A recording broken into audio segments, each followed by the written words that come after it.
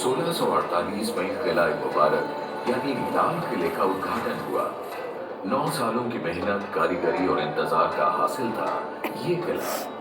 दो दुनिया किले को 3 भागों में विभाजित करती थी, जनता, मर्दाना और जनाना। रंग महल से होते हुए बाजारों के मध्य से बाहर चांदनी चौक की ओर जाती हुई पूर्वी पश्चिमी धुरी जनाने को मर्दाने से अलग करती थी।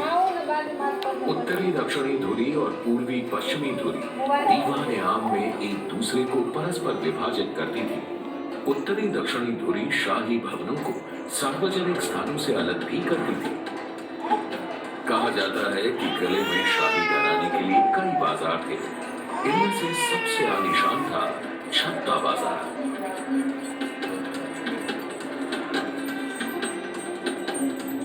छत्ता बाजार से बाहर निकलते ही आंगन के परे किले का शासकीय प्रवेश द्वार यानी कि नौबत खाना था। नौबत खाना से होते हुए दीवान आम के दरबार में प्रवेश किया जाता था। यह तय दरबार था जहां प्रजा शहंशाह से मिल सकती थी।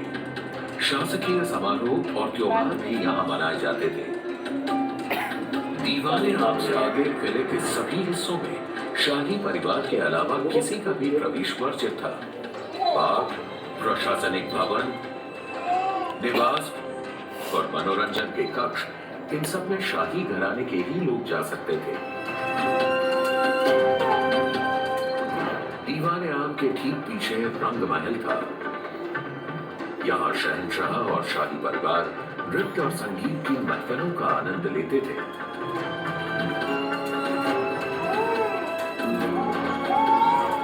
रंग महल के बाईं ओर खास महल था जो बादशाह के निजी आराम और मुलाकात का महल था। इसके आगे दीवान खास था। यहाँ शहंशाह अपने मंत्रियों से दरबार के मामलों पर परामर्श किया करते थे। और यही था हिंदुस्तान का प्रसिद्ध सिंहासन तख्त-ए-ताऊस।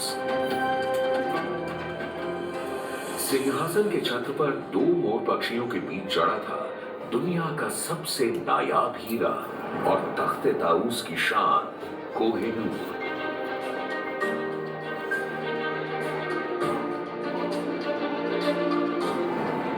बादशाह के निवास के बगल में खूबसूरत हमाम था जो खास शाही परिवार के आदमियों के लिए था। पूरे लाल किले के खूबसूरत भवनों में और साथ ही हयात बख्श बाग, मेहताब बाग, सावन भादु और मुमताज महल में यमुना का बेहतरीन पानी नहर बहिश्त या स्वर्ग की धारा में बहता था। 200 वर्षों तक लाल किले ने कई आक्रमणों का सामना किया और मुगलिया सल्तनत और पूरे हिंदुस्तान का दिल बनकर मजबूत खड़ा रहा। लेकिन 1857 में अंग्रेजों ने आजादी की पहली लड़ाई के जवाब में किले पर धावा बोल दिया।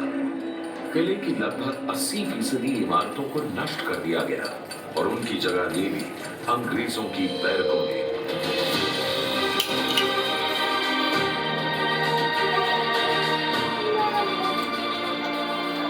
आखिरकार 15 अगस्त 1947 को आजादी की पहली लड़ाई के लगभग 100 साल बाद भारत स्वतंत्र हुआ।